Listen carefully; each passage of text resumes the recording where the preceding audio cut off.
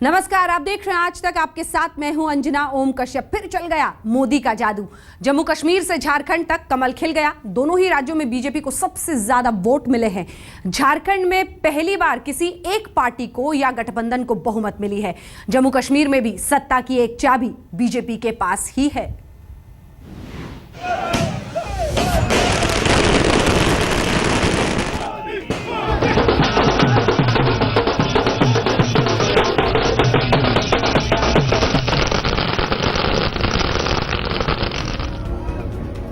बज गया बीजेपी का डंका,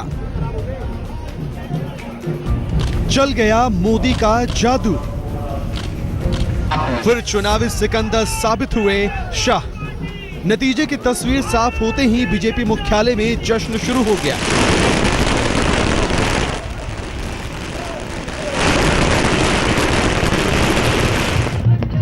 झारखंड में बीजेपी को सत्ता का ताज मिला तो जम्मू कश्मीर में सत्ता की चाबी मिली। जम्मू कश्मीर में पहली बार बीजेपी इस हालत में है कि किसी सहयोगी के साथ मिलकर सरकार बना सके, किसी को समर्थन देकर सरकार बनवा सके। पीडीपी के बाद दूसरे नंबर की पार्टी है बीजेपी। जम्मू में 2/3 सीटें मिल गईं। लेकिन घाटी और लद्दाख में मिले झटके में मिशन 44 जरूर बिखर गया। और सबसे बड़ी आनंद की बात भारतीय जनता पार्टी के लिए है कि जम्मू कश्मीर में भारतीय जनता पार्टी सर्वाधिक वोट प्राप्त करने वाली पार्टी बनी है। Percentage wise Bharatiya Janata party को सबसे ज्यादा वोट जम्मू कश्मीर में मिले हैं। जम्मू कश्मीर में पीडीपी को सबसे ज्यादा फायदा हुआ। पीडीपी सबसे बड़ी पार्टी के तौर पर उभर कर सामने आई। सबसे ज्यादा नुकसान उमर अब्दुल्ला की पार्टी को हुआ।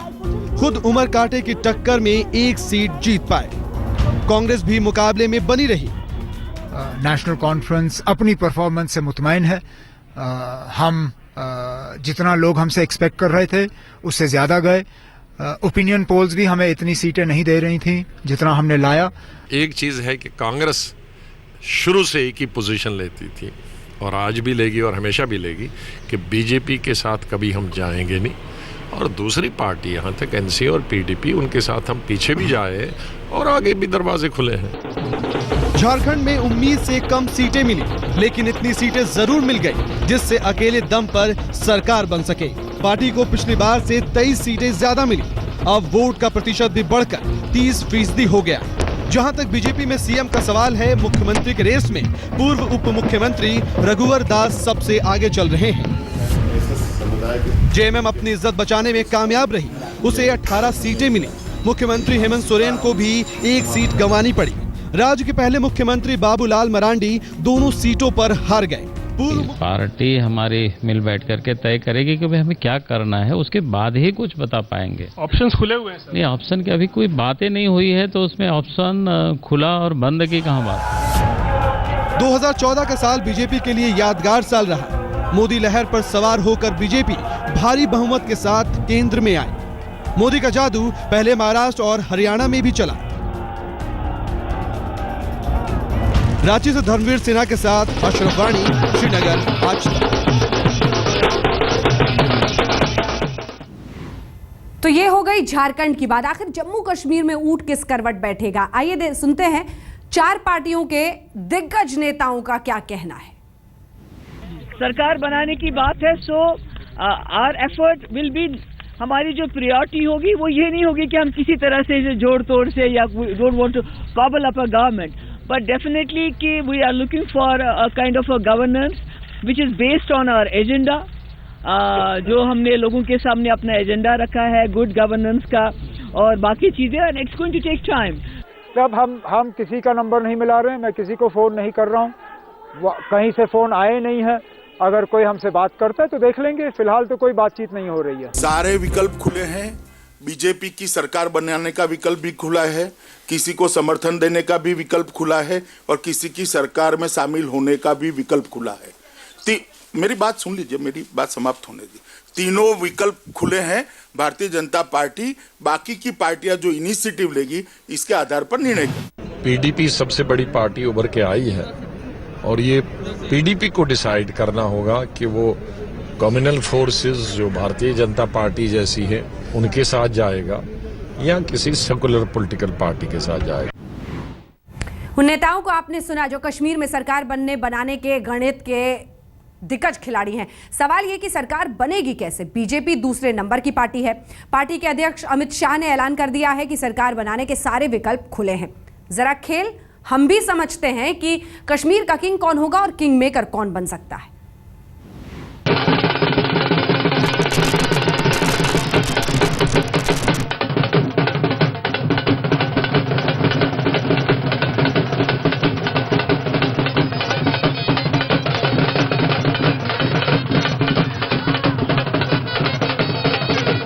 जम्मू कश्मीर की जनता ने अपना फैसला सुना दिया।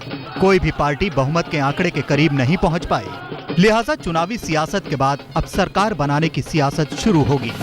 भले ही पीडीपी सबसे बड़ी पार्टी के तौर पर उभरी है, लेकिन बीजेपी ने अभी से साफ कर दिया है कि सत्ता के लिए कुछ भी करेगी। सारे विकल्प खुले हैं। बीजेपी की सरकार बनाने का विकल्प भी खुला है, किसी को समर्थन देने का भी विकल्प खुला है और किसी की सरकार में शामिल होने का भी विकल्प खुला है। मेरी बात सुन लीजिए, मेरी बात समाप्त होने दी। तीनों विकल्प खुले हैं। भारतीय जनता पार्टी बाकी की पार्टियां जो इनिशिएटिव लेगी इसके आधार पर निर्णय करेगी। आखिर अमित शाह के बयान का मतलब क्या है? क्या बीजेपी सरकार बनाने के लिए समर्थन लेगी? क्या बीजेपी सरकार बनाने के लिए समर्थन देगी? आइए सरकार बनाने के समीकरण के कुछ विकल्पों पर गौर करें। पहला विकल्प ये हो सकता है कि बीजेपी और नेशनल कॉन्फ्रेंस हाथ मिलाकर कुछ दूसरी पार्टियों के विधायकों की मदद ले। हालांकि बीजेपी ने इस फॉर्मूले पर विचार करना शुरू भी कर दिया है, लेकिन नेशनल कॉन्फ्रेंस ने अभी तक अपने पत्ते नहीं खोले हैं। दूसरा विकल्प ये हो सकता है कि पीडीपी और बीजेपी एक साथ आ जाएं। अगर ऐसा होता है तो दोनों पार्टियों के आंकड़े आसानी से जादुई आंकड़े तक पहुँच जाएंगे। आज भी जो है बहुत एनसीएन कांग्रेस के खिलाफ लोगों ने वोट दिया और हम एक बड़ी पार्टी बन के उभर आए हैं। So we are going to deliberate and explore the possibilities की क्या फॉर्मेशन हो सकती है जिसमें लोगों की, जम्मू कश्मीर के लोगों की एस्पिरेशंस मीट करें and at the same time जो हमारा एजेंडा है, हमारा पॉलिटिकल प्रोसेस आगे चलाने का, हमारा गुड गवर्नेंस का, तो so will take our time, we are not in a hurry. Jammu Kashmir में सरकार बनाने के लिए तीसरा विकल्प ये हो सकता है कि पीडीपी और कांग्रेस साथ आए, लेकिन दोनों के साथ आने से बात नहीं बनेगी, कुछ और विधायकों को भी साथ लेना होगा। पीडीपी सबसे बड़ी पार्टी उभर के आई है और ये पीडीपी को डिसाइड करना होगा कि वो कम्युनल फोर्सेस जो भारतीय जनता पार्टी जैसी है उनके साथ जाएगा या किसी सेकुलर पॉलिटिकल पार्टी के साथ जाएगा। जहां तक कांग्रेस का सवाल है तो कांग्रेस तो किसी भी कम्युनल पॉलिटिकल पार्टी बीजेपी जैसी के साथ तो कभी सोच भी नहीं सकती है, कल्पना भी नहीं कर सकती। अब ये पीडीपी लीडरशिप को डिसाइड करना है कि वो किसके साथ जाए। सरकार बनाने का विकल्प या फॉर्मूला कुछ भी हो, लेकिन ये तय है कि सत्ता की चाबी या तो पीडीपी या फिर बीजेपी के पास ही होगी। श्रीनगर से श्वेता सिंह के साथ हिमांशु मिश्रा, दिल्ली, आज तक। कश्मीर में सरकार की सूरत साफ होनी अभी बाकी है, लेकिन मोदी लहर जरूर सवालों में है। मोदी ने जम्मू तो जीता, लेकिन कश्मीर हार गए। विरोधी सवाल पूछ रहे हैं। नरेंद्र मोदी की लहर अभी अब जम्मू में तो लगती है सर, लेकिन आप जम्मू में मोदी की लहर जहर है, तभी तो जीते इतने सर। आप भाजपा विरोधी मत बिखरा हुआ है कई हिस्सों में, और वैसी परिस्थिति में तो कम वोट पर भी उनको अपने आप स्पष्ट बहुमत मिलना चाहिए था, और जिस ढंग का रुझान था उसके हिसाब से तो ऐसा लगता था कि उनको स्वीप करना चाहिए, लेकिन ये हालात दिख नहीं रहे। तो ये भारतीय जनता पार्टी के कोई गुमान करने लायक स्थिति नहीं। नहीं, आपको लगता है कि नरेंद्र मोदी की वजह से ये जीत हुई है? कोई नरेंद्र मोदी की वजह से नहीं, ये सब अफवाह, रूमर और प्रलोभन का लाभ लोग उठा रहे हैं, बिखरा हुआ। अब आपको फिर जरा लिए चलते हैं जम्मू कश्मीर। उमर अब्दुल्ला ने आज तक से खास बातचीत में कहा कि उनकी सियासत अभी खत्म नहीं हुई है। शुक्रिया। ये बताइए, आपने कुछ दिनों पहले जब मैंने आपको इंटरव्यू कहा था कि आप कोई एक सरप्राइज देंगे 23 तारीख को, लगता है वो सरप्राइज नहीं मिल पाया आपको। कहीं ना कहीं क्या आपको लगता था पहले से ही कि इस बार मेरा नंबर नहीं आएगा? नहीं, आप लोगों ने तो हमें अपने सर्वे में कितने सीट दिए? हमने सर्वे नहीं किया था, इसीलिए नहीं, हमने इसीलिए जम्मू एंड कश्मीर के लिए सर्वे नहीं किया था। पहले तो कोई 10 से ज्यादा देने के लिए तैयार नहीं था। आज हमारे 15 अपने हैं और 2 आज़ाद उम्मीदवार हैं जिनको हमने मदद की और जो जीते, तो 17 एमएलए हैं। तमाम चीज़ों को देखते हुए मुझे लगता है 17 जो है एक अच्छी परफॉर्मेंस रही है और मैं अपनी जगह मुतमईन हूँ। यानी क्या आप कह रहे हैं कि कहीं ना कहीं 17 सीट, जो 28 सीट थी वो कम हो गई 17, और आप इसको एक तरह से अपनी जीत मान रहे हैं आज? मैं जीत तो नहीं कहूँगा, जीत होती तो 17 से ज़्यादा होता, लेकिन ये हार भी नहीं है। जिस तरह लोग कह रहे थे कि फ्लड के बाद हम मिट जाएंगे, हमारा कहीं पता नहीं दिखेगा और नेशनल कॉन्फ्रेंस जो है ख़त्म, मेरे जो अखबारों में, न्यूज़पेपर, मैगजीन में कुछ कवर स्टोरियां चल रही थी कि this is the end of Omar Abdullah, कोई एंड वेंड नहीं हुआ जनाब। हम अपनी जगह कायम हैं और एक मजबूत पार्टी के तौर पे हमने एक परफॉर्मेंस दिखाई है। आप जिस तरह से बात कर रहे हैं, लगता है कहीं ना कहीं आप देख रहे हैं कि आप सरकार में अभी भी रह सकते हैं, क्योंकि मैं आंकड़े देख रहा हूं, बीजेपी के 25, आपके 15, और आप कह रहे हैं 2 इंडिपेंडेंट्स आपसे जुड़े हुए हैं, यानी आप 42 तक पहुंचते हैं। क्या आप बीजेपी के साथ जाएंगे, सरकार बनाएंगे? जब हम किसी का नंबर नहीं मिला रहे हैं, मैं किसी को फोन नहीं कर रहा हूँ, कहीं से फोन आए नहीं है। अगर कोई हमसे बात करता है तो देख लेंगे, फिलहाल तो कोई बातचीत नहीं हो रही है। नहीं, आपने बड़ी बात कही है, क्योंकि जब मैंने आपको इंटरव्यू किया था आपने कहा किसी भी कीमत पर मैं बीजेपी के साथ नहीं जाऊंगा। अब आप कह रहे हैं कोई फोन करेगा तो मैं जरूर बात करूंगा। अभी तक कोई फोन आया नहीं साहब, जब आएगा मैं अपने साथियों से बात कर लूंगा। यानी आप सब विकल्प आप खुले रख रहे हैं उमर साहब, आप एक तरह से राजनेता बन गए। वही उमर अब्दुल्ला जो कह रहे थे बीजेपी के साथ में नहीं जा सकता, आप कह रहे हैं अगर फोन आए नरेंद्र मोदी का तो मैं बात करूंगा। बात करने में कोई एतराज नहीं है ना, बात करना और बात को कबूल करना दोनों में फर्क है। बात करने में किसी को एतराज नहीं होना चाहिए। यानी आप तैयार है, बीजेपी एनसी गवर्नमेंट अगर हो जाए तो आप तैयार है ऐसे गवर्नमेंट में शामिल रहने के लिए? राजदीप साहब, मैं आपसे सिर्फ इतना कह रहा हूं कि अभी तक किसी ने हमसे बात नहीं की।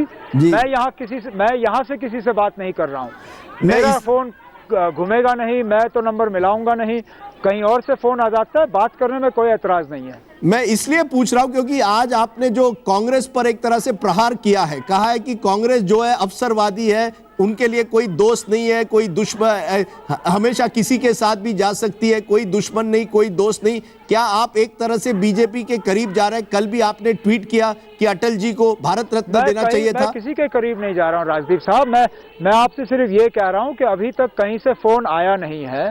फोन आएगा मैं बात कर लूंगा, ये मैं थोड़ी ना आपसे कह रहा हूं कि मैं बात कबूल कर रहा हूं। नहीं, लेकिन अब कल तक जो उमर अब्दुल्ला कह रहे थे कि बीजेपी कम्युनल पार्टी है, बीजेपी एक ऐसी पार्टी है जिसके साथ मैं नहीं जा सकता, अब सबसे बड़ी गलती की थी बीजेपी के साथ जाने, आज उमर अब्दुल्ला कह रहे हैं फोन के लिए तैयार। मैंने आपसे कहा कि किसी ने मुझसे बात की नहीं है, बात होगी तो देखी जाएगी। तो किस तरह की सरकार आप देखते हैं अब जम्मू एंड कश्मीर के लिए? क्या आप वाकई समझते हैं इस तरह के वर्डिक्ट के बाद एक स्टेबल गवर्नमेंट आएगी? सरकार बनाना मेरी जिम्मेदारी नहीं है। किसकी सरकार बनाना बीजेपी और पीडीपी की जिम्मेदारी है, वो जाके सरकार बनाए। सरकार बनाना मेरी जिम्मेदारी नहीं है। मैं अपनी जगह ऑपोजिशन में बैठने के लिए पूरी तरह से तैयार हूं और बड़ी खुशी से 6 साल ऑपोजिशन में बैठूंगा। सरकार बनाना मेरी जिम्मेदारी नहीं है। सरकार बनाना मुफ्ती साहब की और बीजेपी की जिम्मेदारी है, वो अपनी जिम्मेदारी खुद संभाल लें। यानी आप चाहते हैं कि बीजेपी और पीडीपी एक साथ आए और सरकार बनाए और आप विपक्ष में रहेंगे? बिल्कुल, अगर वो बना लेते बड़ी अच्छी बात होगी। मैंने जैसे आपसे कहा, मैं 6 साल ऑपोजिशन में बैठने के लिए तैयार हूं। मैं इख्तिदार का भूखा नहीं हूं। मुझे 6 साल हो गए इस रियासत की कुर्सी को संभाले हुए। अगर मुझे 6 साल अब बाहर बैठना पड़े, मैं बड़ी खुशी से बैठूंगा। 6 साल में सबसे बड़ा सबक क्या सीखा है उमर साहब? क्योंकि कहीं ना कहीं वोटर ने आपको कम वोट दिए पिछले चुनाव के मुकाबले, क्या सबक आपने सीखा है इस चुनाव से? कभी बात कर लेंगे ना, आज सबक पे बात करने का मौका नहीं है जी, फिर कभी बात कर लेंगे उस पे। मैं आखिरी का सवाल, मैं इसके बाद अंग्रेजी चैनल पर आपको भेज रहा हूं, लेकिन मेरा आखिरी सवाल आपको यह है उमर साहब, आप एक सीट से जीते, एक से हारे, कहीं ना कहीं क्या आप लगता है कि लोगों का गुस्सा था बाढ़ के कारण, फ्लड्स के कारण, या 6 साल से लोग एक तरह से उब जाते हैं? 6 साल सरकार हो गई, लोग परिवर्तन चाहते थे, क्या आप मानते हैं? हाँ, लोग परिवर्तन चाहते थे। सोनवार की सीट ऐसी सीट है जहां हम 4 बार में से 3 बार जीते। लोगों को इस बार परिवर्तन चाहिए था, उन्होंने परिवर्तन लाया। मुझे कोई एतराज नहीं है इस बात से। उमर अब्दुल्ला जी, आप जिस तरह से बात कर रहे हैं लगता है कि आप तैयार हैं 6 साल विपक्ष में रहने के लिए।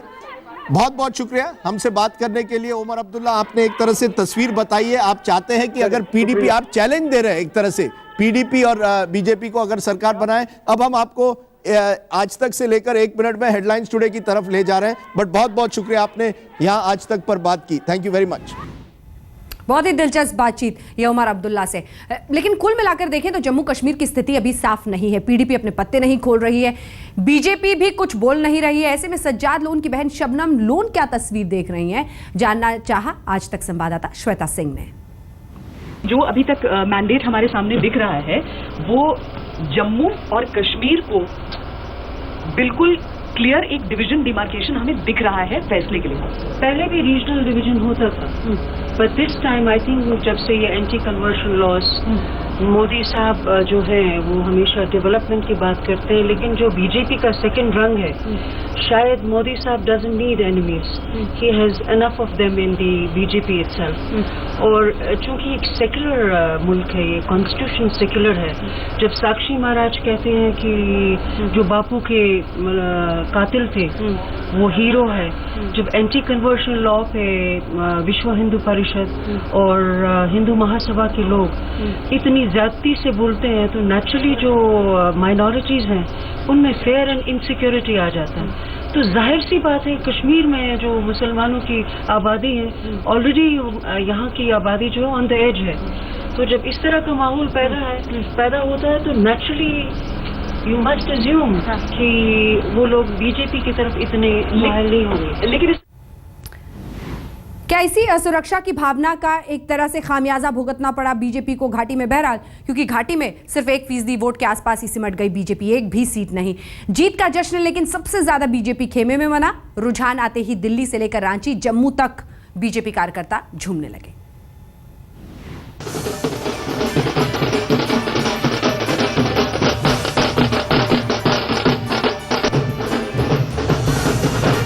कहीं फूलों की बारिश,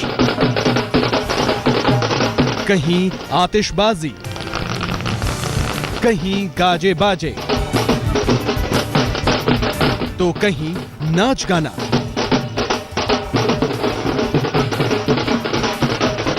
जीत का सहरा तो पीडीपी के सिर भी बंधा, लेकिन जश्न की बाजी में वो बीजेपी से पिछड़ गई। झारखंड और जम्मू कश्मीर दोनों राज्यों में बीजेपी को ऐतिहासिक कामयाबी मिली। आगाज तो एग्जिट पोल से ही मिल रहे थे, लेकिन नतीजों के रुझान आते ही बीजेपी मुख्यालय से लेकर रांची और जम्मू में भी जश्न शुरू हो गया। दिल्ली के बीजेपी मुख्यालय में फिजा में दोपहर होते होते ही तस्वीर बदलने लगी। पार्टी कार्यकर्ता पटाखे जला रहे थे, मिठाइयां बांट रहे थे। एक बार सिलसिला शुरू हुआ तो थमने का नाम ही नहीं लिया। 3:30 बजे तक दोनों राज्यों की तस्वीर साफ हो गई और फिर प्रकट हुए बीजेपी के चुनावी बाजीगर अमित शाह। सबकी नजर बस उन्हीं पर ठहर गई। कार्यकर्ता फूल बरसा रहे थे और अमित शाह किसी तरह जगह बनाते हुए मुख्यालय में दाखिल हो रहे थे।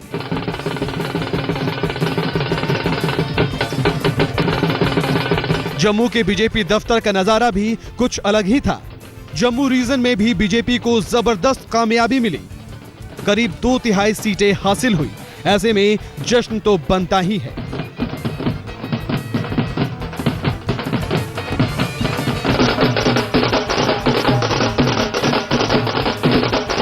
झारखंड की राजधानी रांची में तो बीजेपी कार्यकर्ताओं ने जश्न की तैयारी सुबह से ही कर ली थी। रुझान आते ही तैयारी एक्शन में बदल गया। ऐतिहासिक जीत पर यह था ऐतिहासिक जश्न। बीजेपी के बाद सबसे ज्यादा जश्न अगर किसी खेमे में हुआ वो है पीडीपी। जम्मू कश्मीर में पीडीपी सबसे बड़ी पार्टी के तौर पर उभरी है। 6 साल बाद पार्टी को फिर से सत्ता नजर आ रही है। फिर जश्न कैसे न मने। श्रीनगर, पुलवामा, अनंतनाग, पुंछ, हर ओर पीडीपी कार्यकर्ता जश्न के मूड में आ गए। जश्न की कुछ तस्वीरें नेशनल कॉन्फ्रेंस खेमे में भी आई, लेकिन इनमें कहीं न कहीं पार्टी की हार का गम भी छुपा हुआ था। रांची से धर्मवीर और जम्मू से अश्विनी कुमार के साथ अशरफ वाणी, श्रीनगर, आज तक। लेकिन अभी राहत की सांस कहां? बड़ी खबर दिल्ली से आ रही है। झारखंड और जम्मू कश्मीर के नतीजे आते ही दिल्ली में भी चुनावी सुगबुगाहट शुरू हो गई है। कल सुबह 11:30 बजे चुनाव आयोग की बैठक होगी जिसमें चुनाव की तैयारियों का जायजा लिया जाएगा। उप चुनाव आयुक्त विनोद जुच्ची करेंगे इस बैठक की अध्यक्षता।